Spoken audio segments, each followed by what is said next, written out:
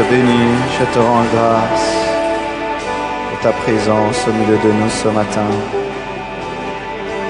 Je te remercie pour ton onction, pour la présence de tes anges, pour la fraîche onction, ce lieu. Oh Saint-Esprit, merci parce que tu planes en ce lieu. Merci d'accompagner cette adoration. Merci de fortifier tes serviteurs.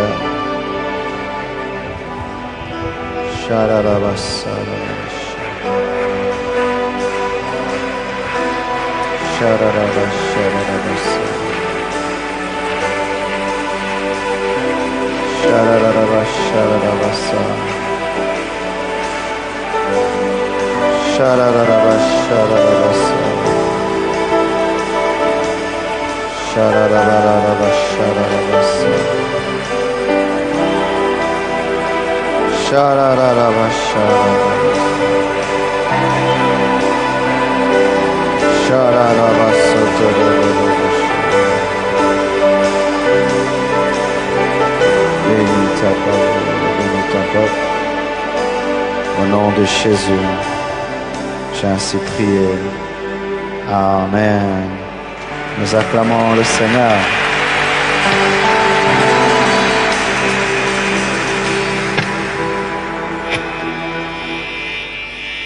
Je remercie le Seigneur qui m'accorde d'apporter la parole de Dieu à cette grande rencontre des serviteurs de Dieu, Faire Église le Faire.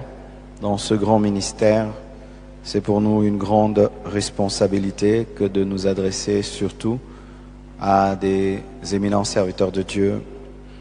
Et je remercie le pasteur Roland Dallot qui m'a écrit de là où il était pour me demander d'apporter la parole en son absence. C'est vraiment une grande marque de considération et je suis vraiment très encouragé. Et je remercie tout le comité qui travaille autour, car c'est sûr qu'ils choisissent ensemble les orateurs. Et aussi, je bénis le pasteur Grace Sumbela qui a apporté ce merveilleux message avant moi. Que Dieu vraiment vous bénisse abondamment. Aussi, je voulais bénir le pasteur Mathieu qui m'a accompagné. Il est avec nous au 30 matin. Et il est venu, il va se tenir debout. Merci, pasteur Mathieu.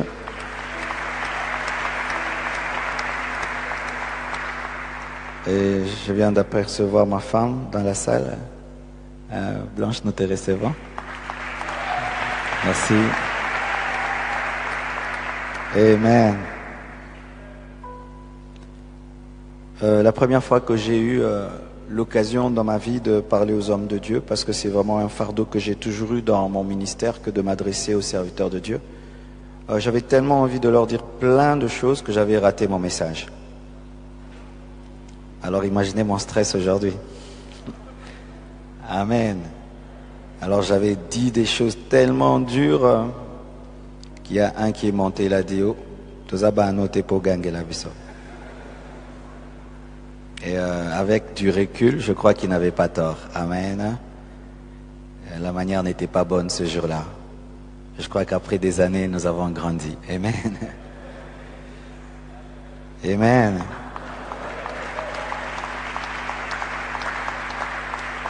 Le thème de mon enseignement sera l'éthique ministérielle. Et j'ai vu dans l'historique des prédications déjà données au cours de Faire Église le Faire, il y a déjà Papa Sita Lumba qui a déjà abordé à ce sujet. Je crois que nous allons seulement compléter. Amen.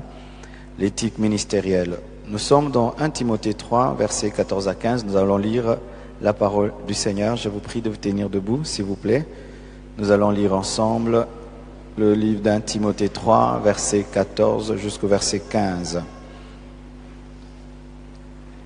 Je t'écris ces choses avec l'espérance d'aller bientôt vers toi, mais afin que tu saches, si je tarde, comment il faut se conduire dans la maison de Dieu, qui est l'église du Dieu vivant, la colonne et l'appui de la vérité. Asseyez-vous, s'il vous plaît.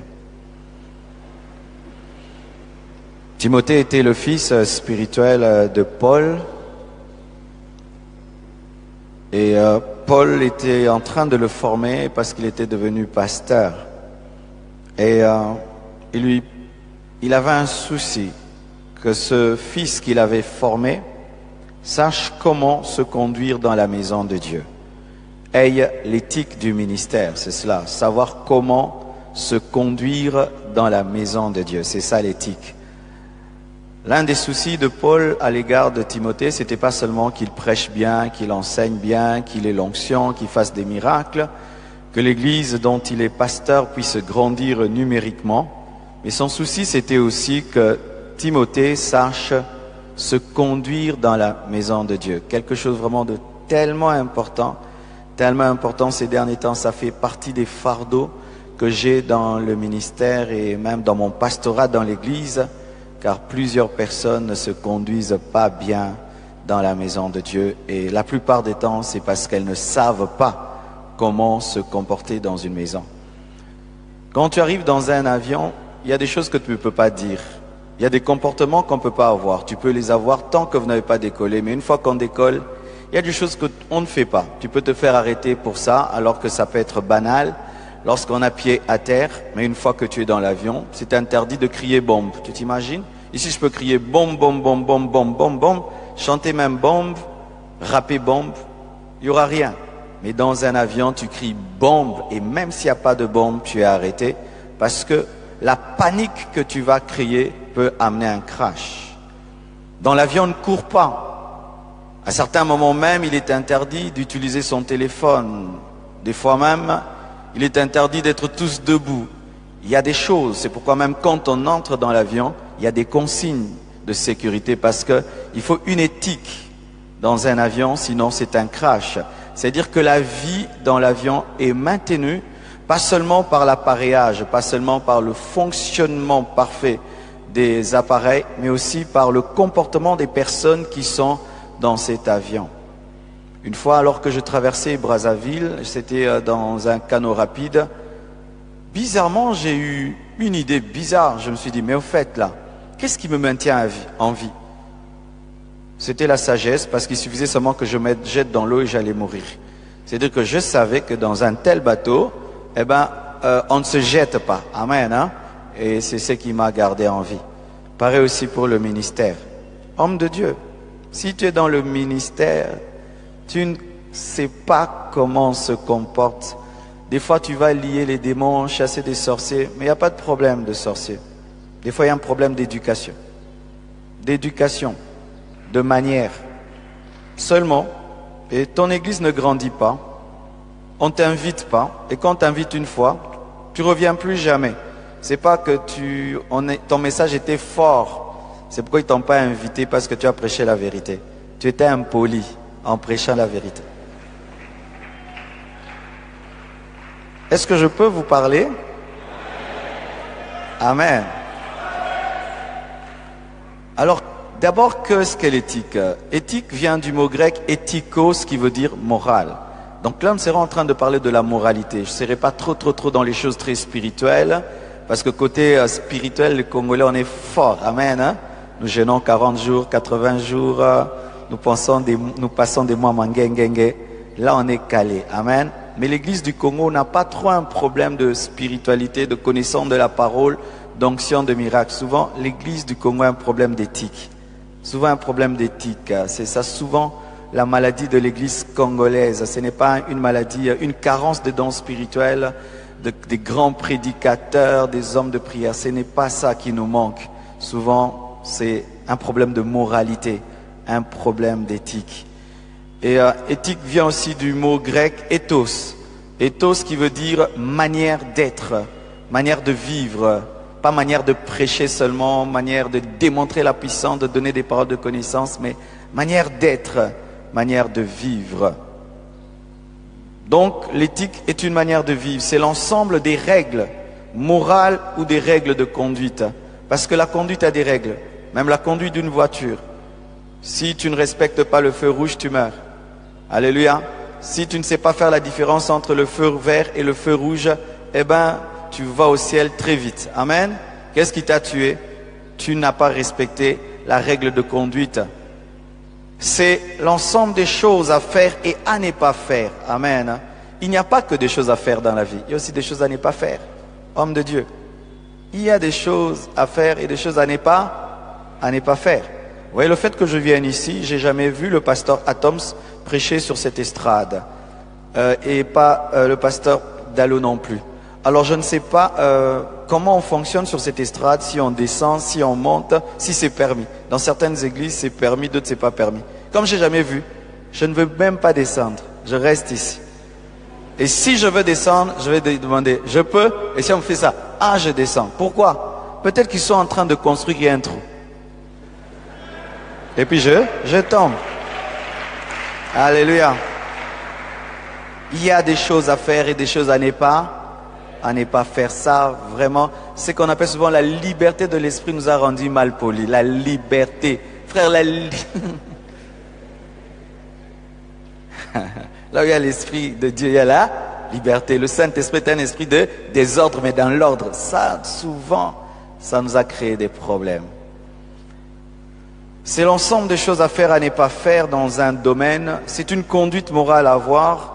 C'est avoir des bonnes mœurs. Amen. 10 bonnes mœurs. Au Congo, on a un problème souvent. Et c'est pas souvent notre faute, c'est la faute de notre société. Vous allez voir dans certains endroits, les gens sont naturellement bien éduqués. Amen. C'est pas qu'il est chrétien pour être bien éduqué.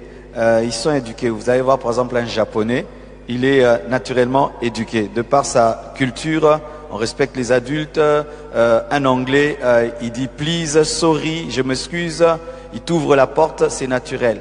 Mais nous maintenant les Congolais, on a eu un sérieux problème, c'est que très tôt, l'éducation de base a été détruite. Déjà au niveau de l'école, au niveau des modèles que nous avons eus, des musiciens, des voyous, qui deviennent des modèles pour toute une génération.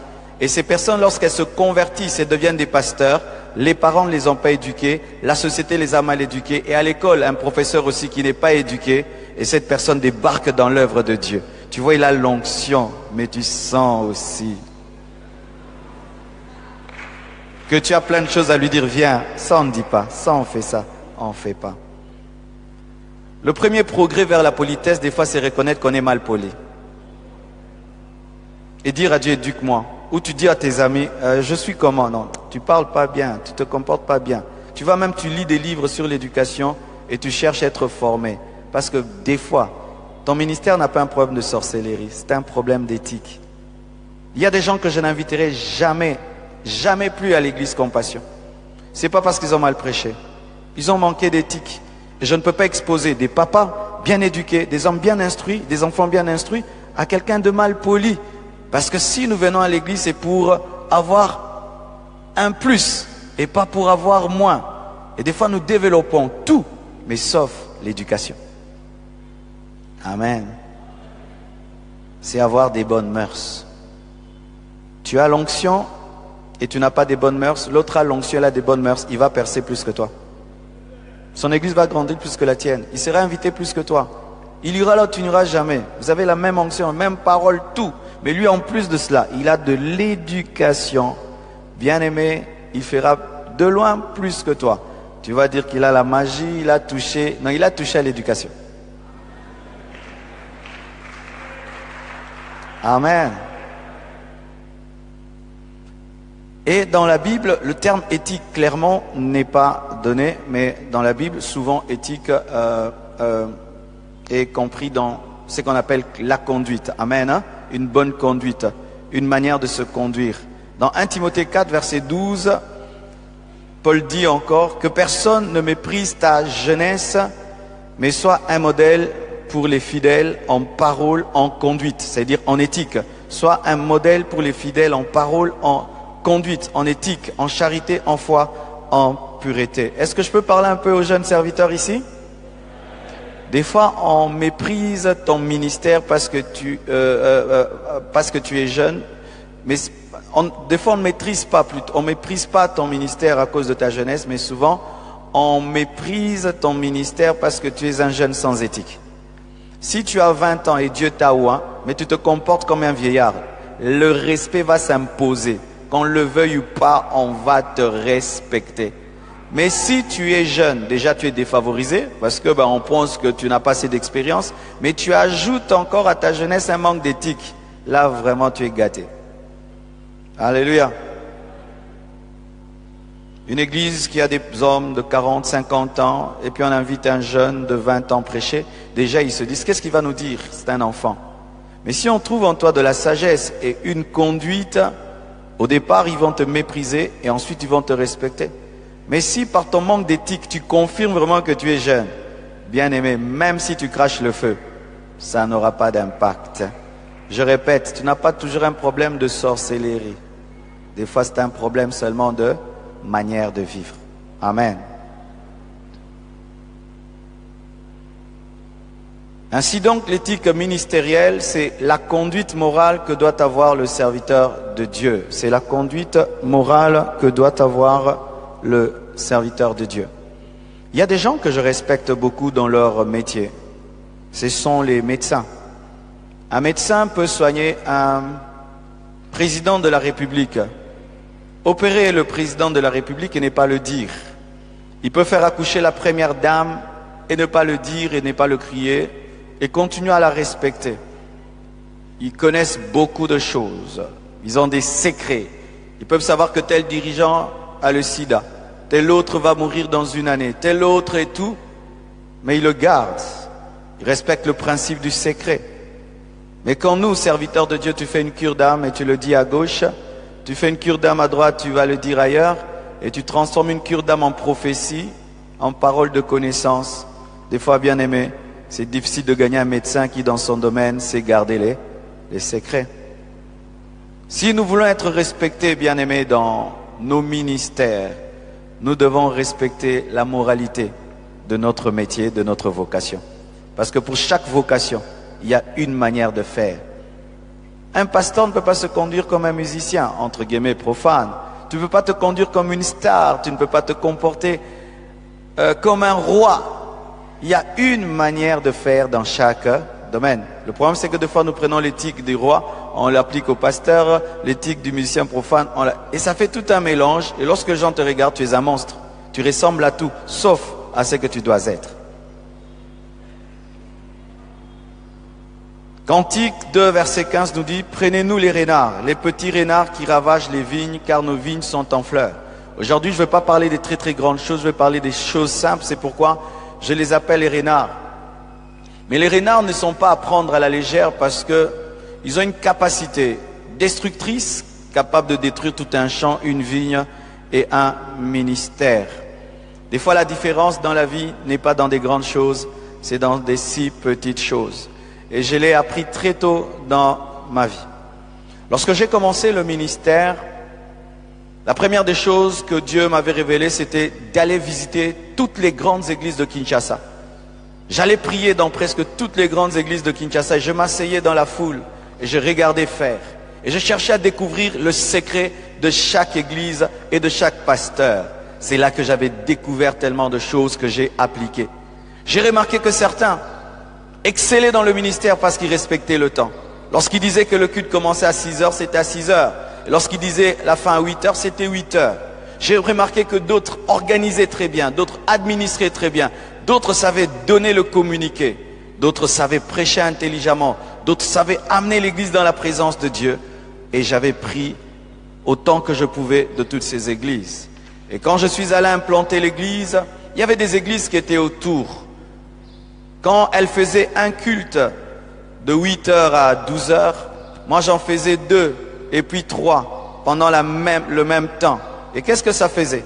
Un fils d'une famille très pointu sur le temps préférait prier à la compassion parce qu'il savait, je peux prier et aller étudier et je n'aurai pas de problème avec papa.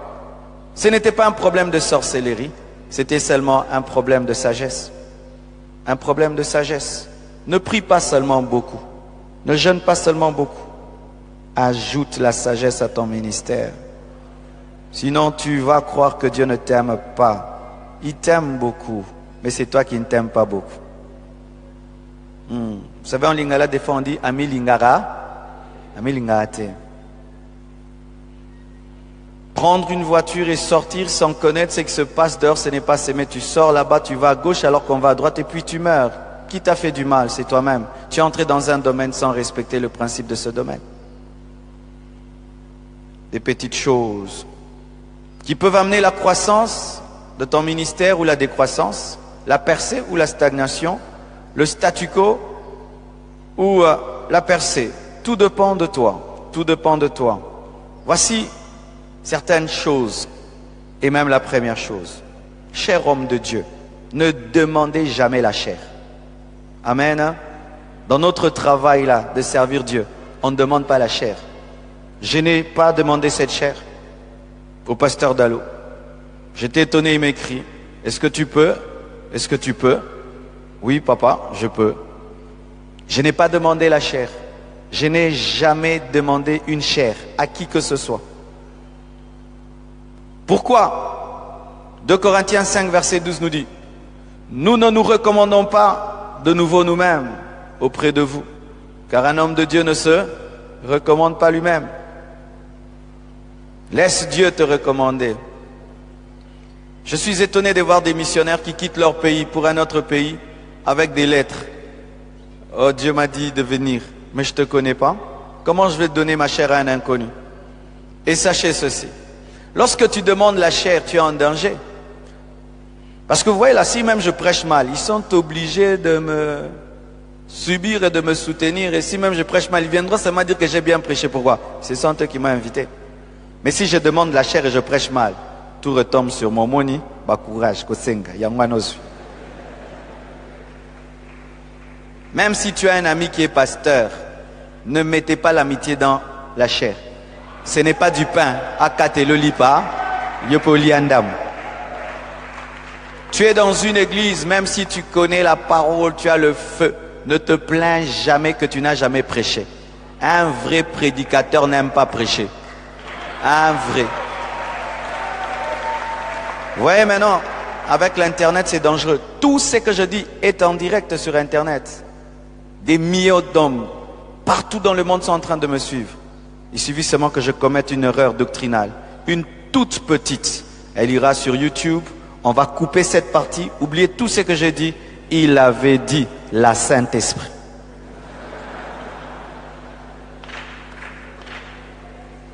Un homme qui avant de prêcher tremble.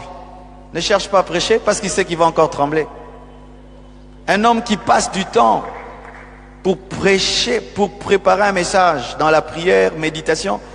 Il doit quitter sa femme pendant un temps, s'enfermer dans un bureau pendant 4 heures, 5 heures du temps. Allez demander la chair. Les gens qui demandent la chair, souvent ne se préparent pas bien. Quelqu'un qui connaît la douleur de la préparation. Depuis quelle heure je prépare ce message, ma femme peut vous dire.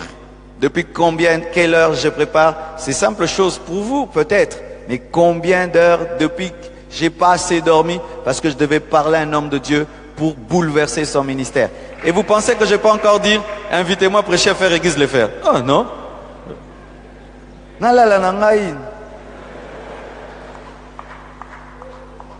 Mais si toi tu aimes prêcher, tu demandes la chair, on ne t'invitera pas.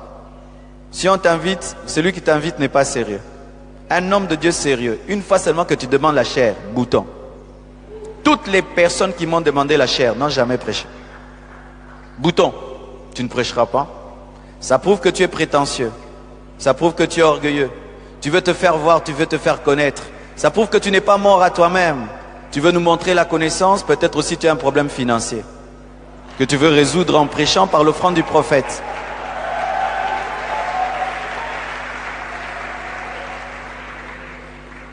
Je veux me marier, est-ce que je peux prêcher? Tu t'imagines? Je veux me marier, est-ce que tu peux me céder la chair? Oh, uluka dot na rote. Alléluia. J'ai reçu des grandes révélations.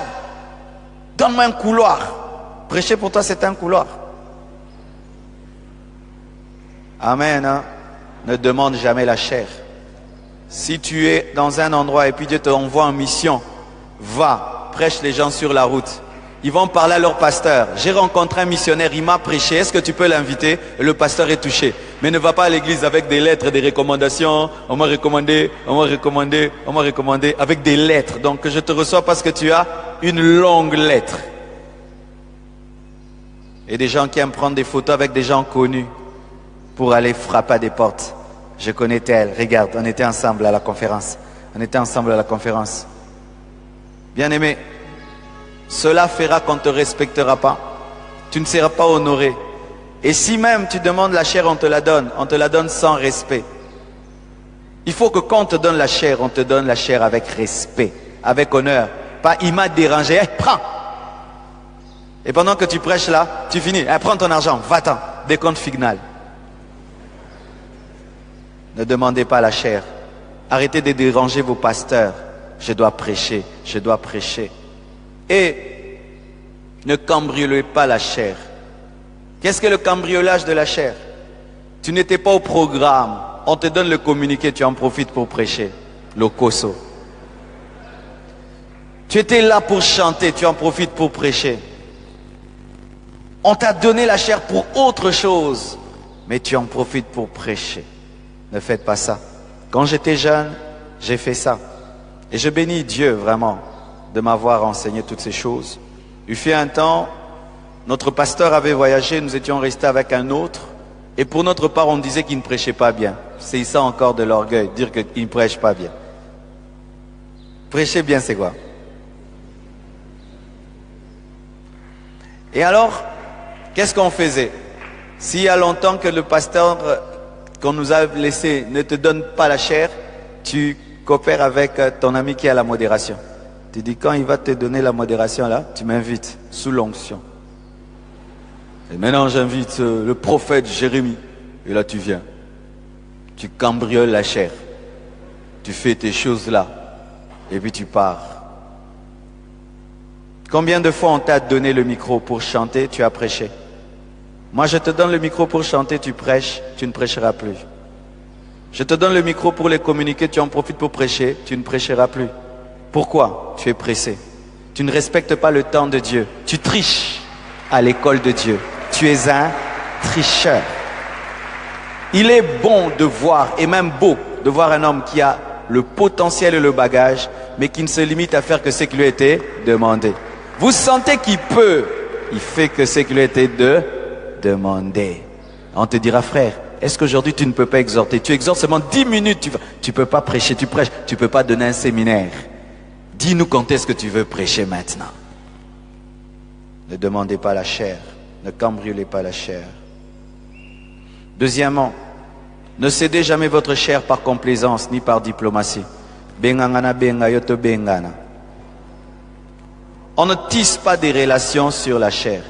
Et il y a des gens même qui sont fâchés dans la vie. Moi je fais que l'inviter, lui ne m'invite pas. Oh, tu veux qu'on a qui bon? Moi je l'invite, lui ne m'invite pas.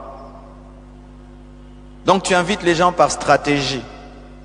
Il a une grande église, alors ça va, je vais l'inviter, comme ça lui aussi m'invitera. C'est la chair dans l'œuvre de Dieu. C'est la chair. Un jour, un ange de Dieu m'est apparu. Et il m'avait parlé des 4 conditions pour l'explosion du ministère. Et parmi ces 4 conditions, il m'avait dit aussi, ne cède pas ta chair à n'importe qui. Chaque fois que j'ai cédé ma chair, sans être convaincu par le Saint-Esprit, je l'ai payé cash le même jour. Ou même la personne qui commence à prêcher déjà, je sais, aïe aïe aïe, aujourd'hui, une fois même j'ai demandé pardon à l'église d'avoir invité quelqu'un. On ne donne pas la chair à quelqu'un parce qu'il est ton ami. On ne donne pas la chair à quelqu'un parce qu'il a l'argent. On ne donne pas la chair à quelqu'un parce qu'il est connu. On ne donne pas la chair à quelqu'un parce qu'il a demandé. Ou parce que tu veux qu'en venant, qu'il puisse t'inviter ensuite. On ne donne pas la chair pour cela. Et même, cher homme de Dieu, alors que nous sommes en train de construire les églises, souvent nous tombons dans un piège. C'est d'inviter quelqu'un prêcher pour qu'il voie notre église. Ça, on appelle ça le festin de Belchastar. Ne faites jamais cela. Ne faites rien pour impressionner quoi que ce soit, qui que ce soit. Donne la chair que lorsque l'Esprit de Dieu t'a parlé. Si tu n'as rien dit, prêche. Et prêche. Et si tu n'as rien à dire, exhorte même 10 minutes. Amen. Ils ne mourront pas. Chantez. Amen. Qui dit aussi que dans chaque culte, il faut prêcher? Dans certains cultes, il faut seulement prier, adorer, rentrer à la maison. C'est nous qui voulons toujours prêcher. Alors ça arrive des fois que tu n'as pas le fardeau de prêcher et tu penses que Dieu veut que quelqu'un d'autre prêche, alors que ce jour-là, Dieu veut que le peuple tout entier aille que dans l'adoration. Ne cédez pas la chair par complaisance. Ne bâtissez pas des relations sur la chair. Tu aimes quelqu'un, tu veux lui faire du bien, ne lui donne pas la chair pour qu'il ait l'argent. Là, tu es en train d'exploiter le peuple de Dieu. Ah, mon ami, il y a des problèmes, ça va. Je te donne un séminaire. Ah, quelqu'un te parle de ses problèmes financiers, il dit ça va, je te donne un séminaire. Quelle est la relation entre le séminaire et ses problèmes financiers? Si tu veux l'aider, prends l'argent, donne-lui, mais pas la chair. Le peuple de Dieu ne sera pas là en train de gober des choses, alors qu'entre eux, les accopent en bon. Amen, hein? Ne cédez jamais votre chair par complaisance. Nous voyons dans Apocalypse 2, verset 20, « Mais ce que j'ai contre toi, c'est que tu laisses la femme Jézabel, qui se dit prophétesse, enseigner et séduire mes serviteurs pour qu'ils se livrent à l'impudicité et qu'ils mangent des viandes sacrifiées aux idoles. » Ça, c'est pire encore. C'est lorsque tu connais la mauvaise vie d'un prédicateur, mais tu continues à le laisser prêcher. Quelqu'un peut prêcher sur ta chair et il a une mauvaise vie, tu ne le sais pas. Là, Dieu ne va pas te juger. Mais quand tu sais que c'est un impudique, c'est un cupide, c'est un faux serviteur de Dieu, par amitié, par relation, tu continues à le faire prêcher, tu es comme l'église de Thyatire. Le ministère est plus que l'amitié. Tu es mon ami, je t'aime. Tu dévis dans le ministère, tu ne prêches plus à la chair. Je te cause avec toi, on peut prier ensemble, on peut manger ensemble, se voir à la maison. Mais pour ce qui est de l'estrade, de la chair, même te donner le micro pour prier à la fin du culte, je ne te donne pas. Alléluia. Car si nous ne sommes pas durs entre nous, bien aimés, dans le domaine militaire, il y a même les PM, police militaire, des militaires qui arrêtent d'autres militaires. Même dans le ministère, nous devons entre nous être durs. Car si tu n'es pas dur avec un autre serviteur et tu sais qu'il mène une mauvaise vie, mais tu continues à le laisser prêcher, qu'est-ce que tu enseignes à tes fils? Avec eux tu es dur, mais avec lui tu es compréhensif. Alléluia. Ne cédez pas la chair par complaisance. Dieu nous jugera, cher homme de Dieu, pour toutes les fois que nous avons donné la chair par complaisance. Parce que c'est son peuple, ce n'est pas notre peuple. Amen. Hein? Oh, bandiminangai. Bantiaote bandiminanga. Basa bandiminote. Bandima Yesu. Alléluia. Ne demandez jamais un cachet avant de prêcher. Ne demandez jamais l'argent avant de prêcher. Ne posez pas comme condition avant de prêcher quelque part l'argent. Je peux dire payer mon billet. C'est vrai, si tu m'invites, tu me payes le billet. Si tu m'invites, tu me loges. Si tu m'invites, c'est toi qui vas me véhiculer. Si tu m'invites, c'est toi qui vas me nourrir. C'est vrai quand nous voyageons.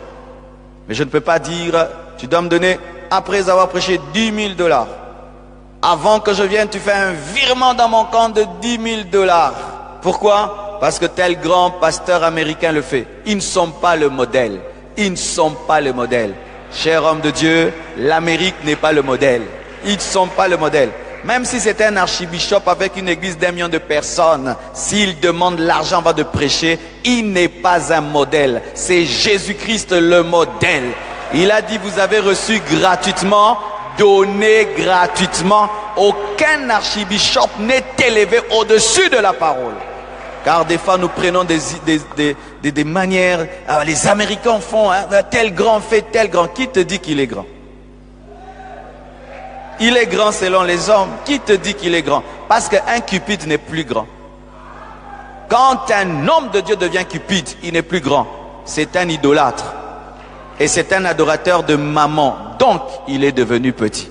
Arrêtez de prendre un modèle des Américains qui font, et même des fois des musiciens païens qui avant de chanter demandent l'argent. Maintenant, toi, avant de prêcher, tu demandes l'argent. Maintenant, si je t'ai donné 10 000 $ avant que tu prêches, et tu tombes malade, comme la nyongonanga, si tu peux te quitter, et tu penses que tu peux être libre de dire tout ce que tu veux, on t'a déjà donné 10 000 $ en avance. Tu vas dire tout. Vous en 10 000 $, c'est pas fait ça que. Tu n'as plus la liberté. Dieu peut te révéler des choses dans l'église. Tu ne sauras plus le dire parce que l'argent qui t'est donné t'a fermé la bouche. Ne demandez jamais, jamais un cachet avant de prêcher. Sinon vous devenez des serviteurs du ventre. Ne demandez jamais un pourcentage après avoir fait un appel de fonds dans une église. Je viens ici à l'église Philadelphie, ils sont en train de construire. Et puis je dis, ah là il faut qu'on mette maintenant le plafond. Je demande, l'église donne 50 000 $. Et puis je viens après, pasteur, c'est comment? C'est comment quoi? Commission. Hein? Chaque fois que tu vends tes services, tu vends ton onction. C'est pourquoi ton onction ne fait que diminuer et diminuer et diminuer. Dieu m'avait dit ça, chaque fois que tu monnaies la grâce de Dieu, tu perds l'onction de cette grâce. C'est pourquoi après des années, tu n'as plus d'onction. Sans commettre l'impudicité, tu avais vendu l'onction. Ne demandez jamais un pourcentage après avoir fait un appel de fonds dans une église. Si le pasteur est touché de te bénir parce que ta grâce, par toi Dieu est passé pour le faire, il peut le faire. Mais s'il ne le fait pas, bien aimé, mais tu as demandé pour les tôles, tu veux qu'on te donne maintenant la moitié des tôles. Et le trou là maintenant, qui va le combler? Ne demandez jamais. Une offrande avant de prophétiser. Alléluia. Oh non, pour que Dieu descende, il faut l'offrande. Dans le Nouveau Testament, bien aimé, c'est par la foi. Tu ne peux pas poser comme condition avant que tu libères une prophétie que quelqu'un te donne l'argent. Et même après la prophétie. Car des fois, vraiment, nous péchons devant Dieu en nous faisant des dieux. Tu donnes à quelqu'un une prophétie, la prophétie s'accomplit, tu fais le suivi prophétique. Maman, et salami, hein? Et salami. Ah, mais salamite. C'est-à-dire quoi? Comme la prophétie est accomplie, tu dois payer l'exaucement. Tu es Dieu. La personne est libre. Elle peut revenir à la source et bénir la source, mais elle peut aussi s'en aller bénir ailleurs. Elle est libre. Bien-aimé. Ne demande jamais l'argent pour entrer dans ton bureau. Ne demande jamais l'argent pour entrer dans ton bureau. Car tu mets de côté le pauvre et tu tombes dans la cupidité. Et tu n'es pas différent d'un mercenaire. C'est seulement un mercenaire qui peut faire cela. Car le mercenaire ne se préoccupe pas des brebis. Combien de fois dans notre pays nous sommes blessés? Tu amènes quelqu'un à l'hôpital, tant que tu ne donnes pas l'argent, ne touche pas le malade. Et beaucoup meurent comme ça. Et nous sommes les premiers à dire, mais ça c'est quel genre d'hôpital? Mais quand dans le ministère aussi, avant de prophétiser, de prêcher, de recevoir quelqu'un au bureau, il faut de l'argent. Tu n'es pas différent que ces médecins et ces infirmières. Romains 16, verset 18 dit, car de tels hommes ne servent point Christ notre Seigneur, mais leur propre ventre. Et par des paroles douces et flatteuses, ils séduisent les cœurs des simples. Que vos rapports avec le sexe opposé demeurent purs. 1 Timothée 5, verset 1 et plus verset 2, la Bible dit, par réprimande les femmes âgées comme à des mères, celles qui sont jeunes, les jeunes femmes, comme à des sœurs en toute pureté. Il ajoute quand il s'agit des sœurs qui sont jeunes en toute pureté, parce que Timothée était jeune, il devait réprimander, exercer son ministère sur les jeunes sœurs avec pureté. C'est pourquoi je ne crois pas à certaines impositions de main. Amen. Hein? Tu ne peux pas imposer les mains à une femme sur une partie de son corps qui est intime, même si elle a mal à cet endroit-là. Quand tu fais la délivrance, tu ne peux pas toucher partout. Est-ce qu'il faut toujours toucher un endroit pour que les démons partent? Alléluia. Si maintenant je dois prier pour toutes ces personnes, je dois toucher tout le monde? Pourquoi il faut toujours toucher à un endroit? Et si Dieu t'a convaincu qu'on puisse toucher un endroit, demande à une sœur de toucher son ventre pendant que tu pries. Mais toi-même là, tu touches le ventre. Tu ne sens rien. Il y a un zombie. Oh, rien. Dans un extase. Alléluia. Même au nom de la communion fraternelle, Évitez ces choses où vous, ma soeur, tu serres une sœur très fort. Oh, alléluia. Ma soeur, il y a longtemps, je t'ai vu. Oh, tu es revenu à l'église. Comme ça, tu sens rien.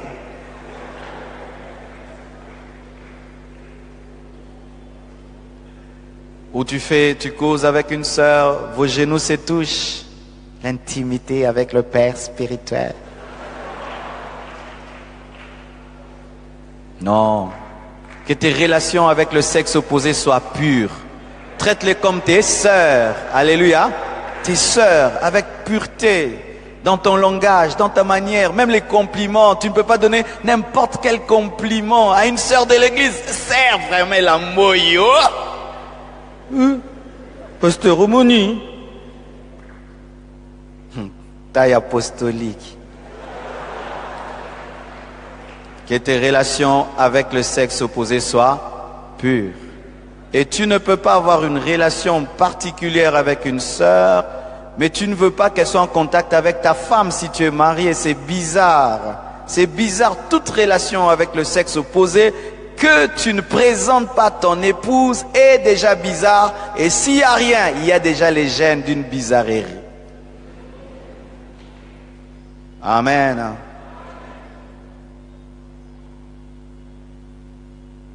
Ne montez jamais en chair sans avoir prié et médité. Amen.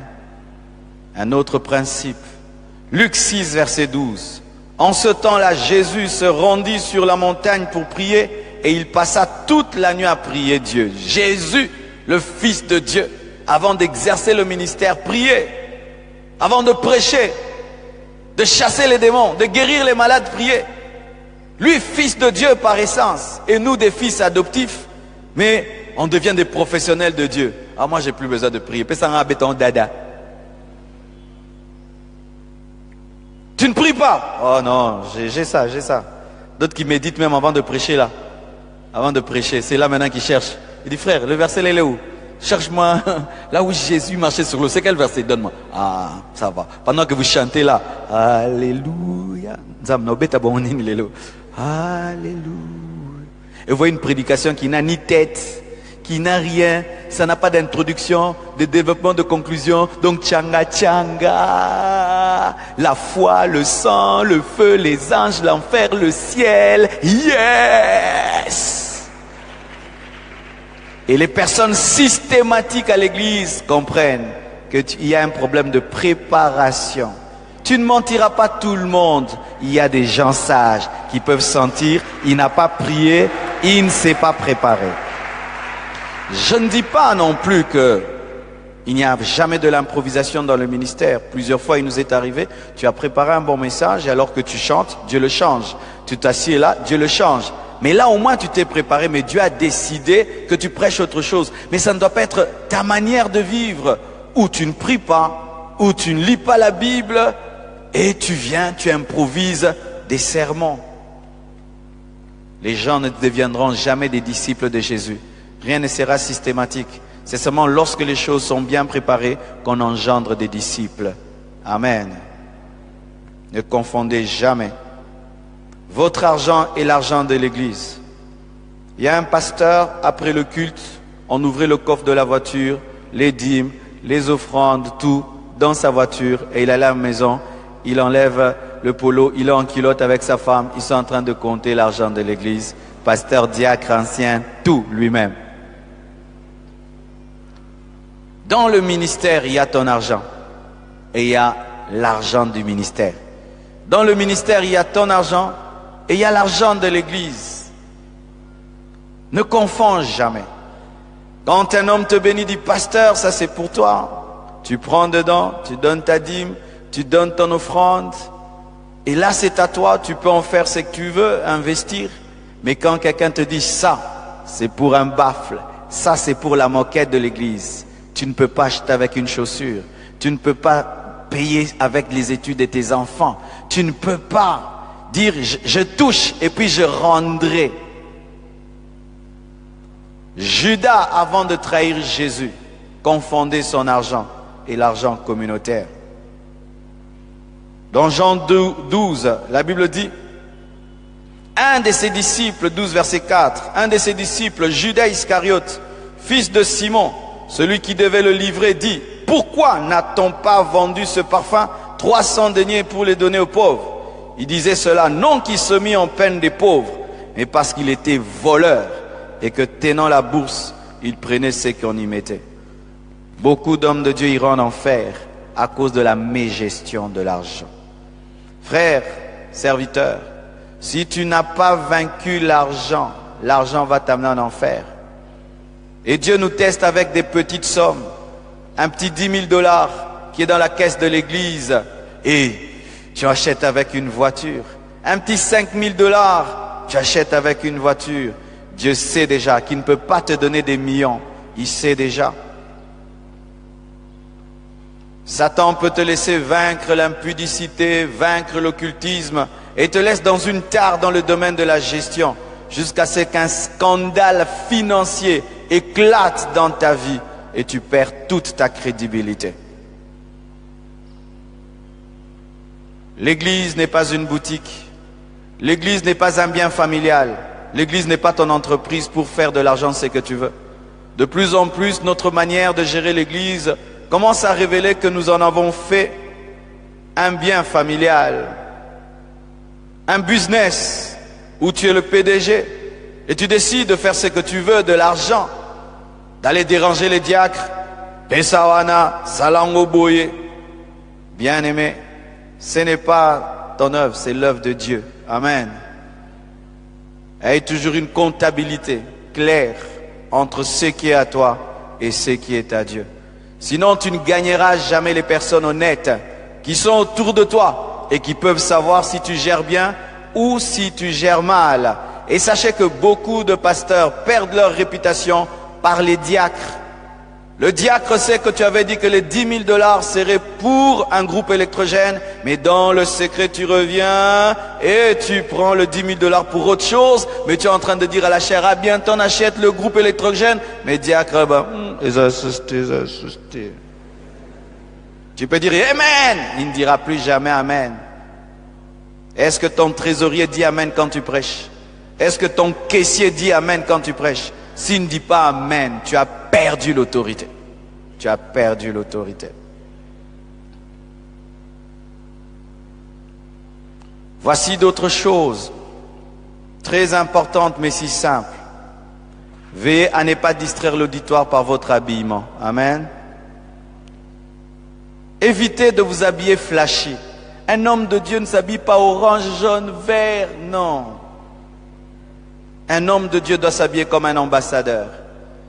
Tu es sérieux, tu es classe, tu es beau, tu es propre, mais tu ne portes pas des couleurs qui distraient. Je vous assure, il y a des endroits où rien que ta manière de t'habiller peut déterminer si on te suivra ou pas. Cher homme de Dieu, nous ne sommes pas des sapeurs. Alléluia. Nous ne sommes pas des stars. Où, quand tu prêches, on sent que tu es dans l'habit. Tu n'es pas dans l'onction, tu es dans l'habit. On sent que là, tu m'as cassé. Il y a très longtemps, c'était pas pour moi un principe. Moi, je m'habillais terriblement avant. Je peux venir vous prêcher en Santiago jaune, peau de croco. Imagine, Santiago jaune, peau de croco. Si je mets là comme ça là, dans autant la soukoto, autant rakota. Ce que ça tient. Cuir. Santiago jaune, peau de croco, cuir. Pantalon serré avec un body rouge. Au moins, il ça le passe na misu.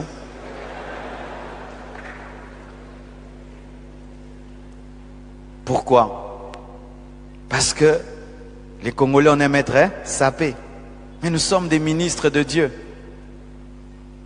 Tu ne peux pas chercher à t'habiller portant des choses qui frappent le regard. Ça distrait l'auditoire. Et ça donne l'impression que tu viens te faire voir. Tu peux porter un très beau tissu. Tu peux porter même des choses très chères. Mais tu peux les porter discrètement. Discrètement. Ou tu es très chèrement habillé. Toi-même, tu sais que ça m'a casse. Mais bon, on va ressentir.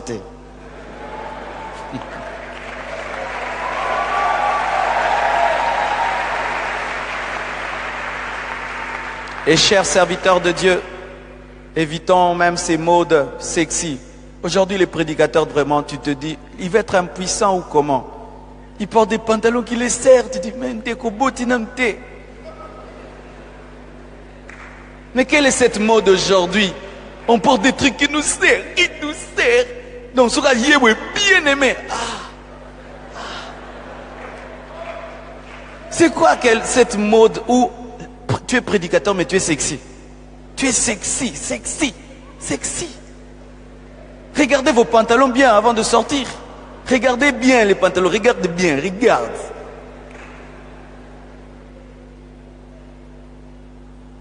Et je t'assure, il y a des endroits, rien que pour ça, tu ne prêcheras pas.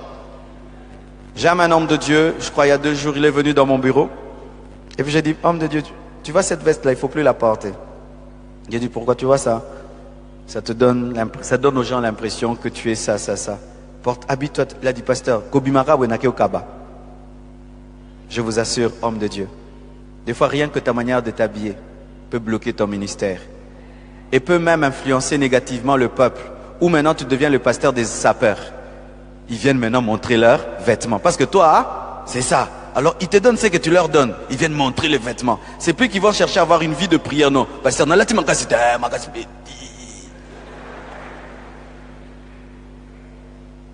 Ou maintenant les fidèles, ils viennent seulement des compliments. Bien habillé. Non, l'enseignement m'a béni. L'enseignement était profond. L'enseignement m'a transformé. C'est d'abord ça. Oui, on est des frères, ils peuvent des fois dire c'était beau.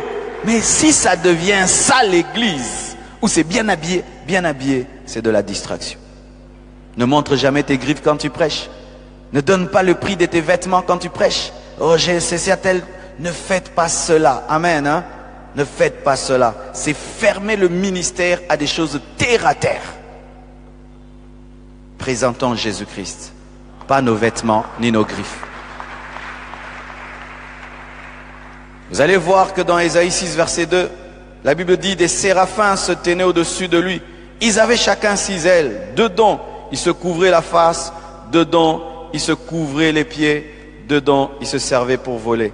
Ils se couvraient la face parce qu'ils ne voulaient pas qu'Ésaïe, en regardant la splendeur de leur gloire, soit distrait. Ils voulaient qu'Ésaïe ne soit concentré que sur celui qui est assis sur le trône. Et quand tu t'habilles, veille à ne pas distraire l'église, qui soit concentrée sur Jésus qui est sur le trône. Acclamons le Seigneur.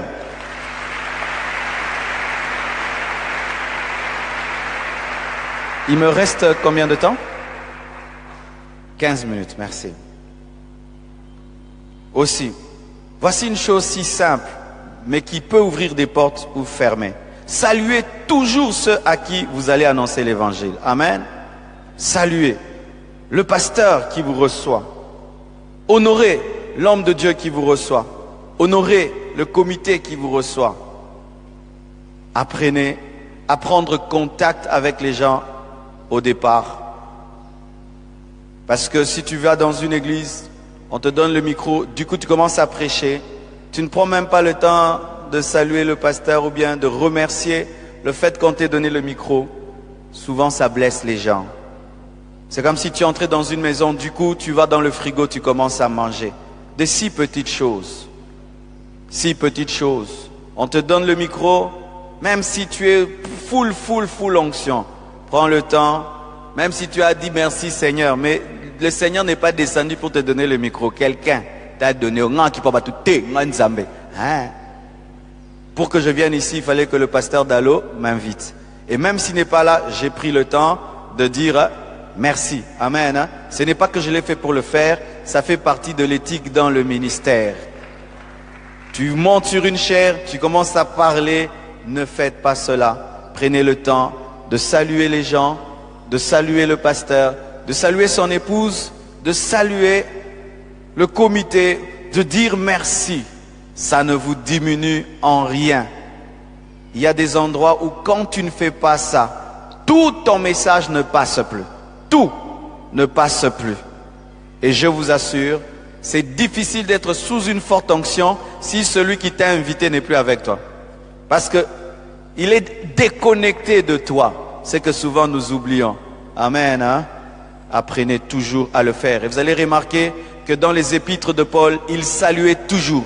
Toujours saluer, saluer, saluer. Il dit même, dans 2 Thessaloniciens 3, verset 13, « Je vous salue, moi Paul, de ma propre main. C'est là ma signature. » Paul était un homme qui saluait, qui respectait, qui honorait les gens. Amen. Si après avoir prêché, vous partirez directement, faites-le toujours savoir en avance. Toujours. Parce qu'il n'est pas bon, tu prêches à un endroit et puis tu pars. Mais si tu as un programme, ou tu es malade, ou il y a quelque chose, il faut déjà dire à celui qui t'invite, après la prédication, je serai contraint de partir à cause de ceci, car ce n'est pas bon, après que tu aies prêché, que tu n'aies même pas besoin d'un moment de fraternité, ça brise les relations. Amen. C'est pourquoi même, rien qu'en venant, j'ai commencé à dire au comité, vous m'excuserez, après avoir prêché, je dois directement partir parce que je dois bénir 2 mariages, parce que ce ne serait pas bienséant de ma part que je prêche et puis j'entre dans ma voiture. Et comme c'est ce que je ferai, je dois déjà leur dire, sinon c'est un manque de considération. Amen. Tu n'es pas venu prêcher les oiseaux ou les murs, tu as prêché à des hommes qui ont besoin après d'échanger un peu, c'était ah merci tout, mais tu prêches, tu disparais, grand homme de Dieu. Non, ça ferme les portes. Amen. Hein?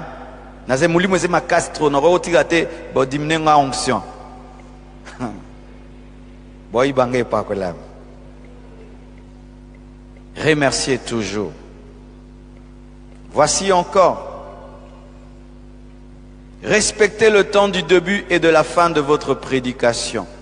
Faites l'effort quand vous êtes invité d'arriver à temps. On dit que tu vas prêcher à 10h, n'arrive pas à 10h15. Ou maintenant, les bases de la Saint-Esprit. On chante. Aïe, nante. Aïe, nante. Maintenant la chorale est fatiguée, tout le monde est fatigué. Et maintenant c'est toi qui arrives. Et quand tu arrives, tu ne t'excuses même pas. Il devait t'attendre. Et si même on va voir qu'est-ce que tu faisais là, tu es en train de repasser. D'autres même téléphonent maintenant. Est-ce que c'est plein? Pas encore, j'attends. Lui, il ne peut pas entrer dans une salle à moitié vide. Il faut que ça soit plein pour qu'il entre. Mais Dieu était déjà là. Aucun homme sérieux n'aime recevoir un homme qui ne vient pas à temps. Pourquoi? Parce que tu déstabilises tout le programme et ils doivent maintenant innover en attendant que tu arrives. Et il avait dit aux gens que je vais vous libérer à telle heure. Et comme tu commences en retard, alors tu vas encore aller. Respecte le temps de commencer le message, arrive à temps. Aie le temps de communier avec l'église avant de prêcher. Et dépose le micro. Comme là, il me reste, je crois, 5 minutes, 10 minutes. J'ai beaucoup de choses à dire, mais je ne veux pas les dire parce qu'on ne m'a pas donné plus de temps. Pourquoi? Quand tu es en train de prêcher à un endroit, on t'a donné 1 heure et tu prêches 30 minutes et qu'on n'est pas d'accord avec toi, l'attention n'est plus là. Et qu'est-ce que les gens font stratégiquement? Ils battent les mains pour te dire Amen, Amen, on a compris. Et toi, tu penses que la parole avait touché? Non. Te limbi, papa. Jamais ne reste au-delà du temps sur une chair sans la permission de celui qui t'a donné la chair. Et si tu trouves que tu as des choses à dire, demande, est-ce que je peux avoir 10 minutes de plus? Et on te donne, tu continues, l'auditoire sera avec toi. Mais si tu t'imposes sur une chair au-delà du temps, c'est un manque d'éthique. Amen. Pour nous qui avons la vision un jour de voyager et d'aller prêcher la parole de Dieu à l'étranger, voici ce que j'ai remarqué à l'étranger, notre mauvaise manière de fonctionner, les Congolais. Dernièrement, je vais dans une église congolaise, bien aimée. Il y a des blancs qui étaient là et tout. Le pasteur prêche en français avec un interprète en lingala. J'ai dit, l'interprète il fait quoi? On interprète en lingala ou en plein Bruxelles. Pourquoi? Parce qu'il y a des Congolais qui n'entendent pas le français après 10 ans. Il doit interpréter pour eux. Et maintenant les Européens sont là, ils se posent la question, qu'est-ce qui se passe ici? Sans vision ni prophétie. Cette église ne grandira pas. Comment elle peut grandir? Les autochtones se sentent mal à l'aise et même les Congolais intégrés vous trouvent vraiment dépassés et ils ne peuvent pas rester là. Et ils chantent comment? En lingala.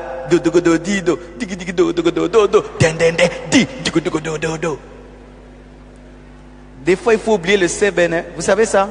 Il y a des endroits où on ne joue pas le Sébéné. Ah oui, quand je tiens des actions en Europe, l'une des choses que je dis, pas de lingala, pas de Sébéné. Vous chantez en français, en anglais, on parle que français, pas de lingala. Pourquoi? On ne peut pas quitter si loin, aller en Europe, parler encore notre lingala là.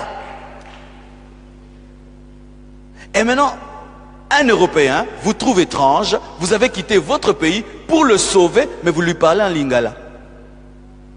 Il a reçu le don d'interprétation des langues. Attaché à notre lingala, nous aimons notre lingala, notre chiluba, notre sébéné, même aux États-Unis. Apprenons toujours à nous adapter au milieu. Amen. Fais toujours la lecture de gens vers qui Dieu t'envoie et adapte-toi à eux pour les sauver. Avec le juif, fais l'effort d'être juif. Avec le grec, fais l'effort d'être grec. Avec l'intellectuel, élève ton niveau intellectuel. Avec l'analphabète, descends à son niveau afin de gagner tout le monde. Amen. Que Dieu vous bénisse abondamment.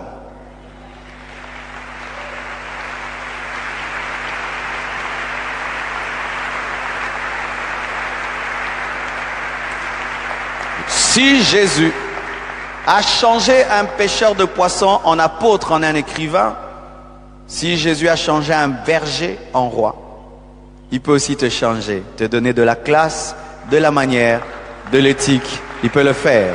Que Dieu vous bénisse abondamment. Merci beaucoup.